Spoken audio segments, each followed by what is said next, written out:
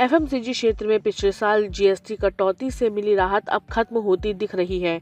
Dollar के मुकाबले रुपए की कमजोरी और कच्चे माल की बढ़ती वैश्विक कीमतों के कारण कंपनियों के इनपुट लागत का बोझ ग्राहकों पर डालना शुरू कर दिया है।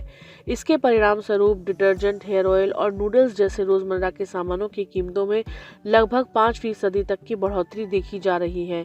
मीडिया रिपोर्ट्स के अनुसार एफएमसीजी कंपनियों के मुताबिक अब जीएसटी कटौती हुई तो उत्पादों की कीमतें स्थिर रहीं या उनमें कटौती की गई, मगर डॉलर के मुकाबले रुपये में कमजोरी और वैश्विक बाजार में कच्चा माल महंगा होने के कारण इन कंपनियों की इनपुट लागत बढ़ी है, जिसके नतीजे में अब वे इसका बोझ ग्राहकों पर डाल रही है।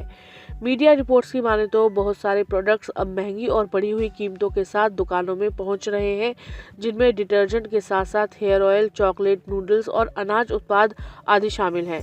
वैसे जीएसटी कट से कंपनियों की सेल्स बढ़ी है। बिस्किट, स्नैक्स फूड और नूडल्स जैसे उत्पादों की सेल्स में जीएसटी में कटौती से 6% की सालाना ग्रोथ हुई है।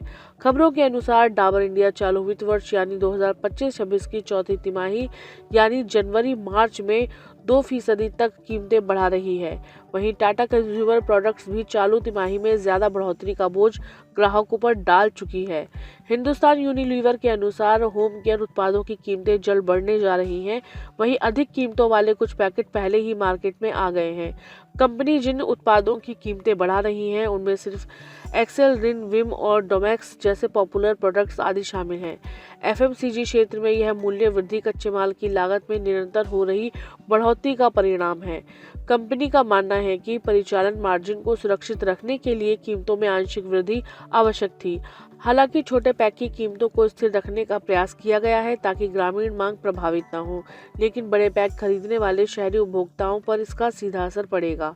जीएसटी दरों में कटौती से स्नैक्स और नूडल्स जैसे उत्पादों की बिक्री में 6% की सालाना वृद्धि दर्ज की गई है, लेकिन इनपुट लागत का दबाव अब उस लाभ को कम कर रहा है। सिर्फ एक्सेल और विम जैसे घरेलू ब्रांडों के महंगे होने से आम आदमी के मासिक बजट पर सीधा असर पड़ेगा। आने वाले समय में यदि कच्चे माल की कीमतें स्थिर नहीं हुई तो अन्य कंपनियां भी इसी राह पर चल सकती हैं, जिससे आम आदमी की जेब पर असर पड़ेगा।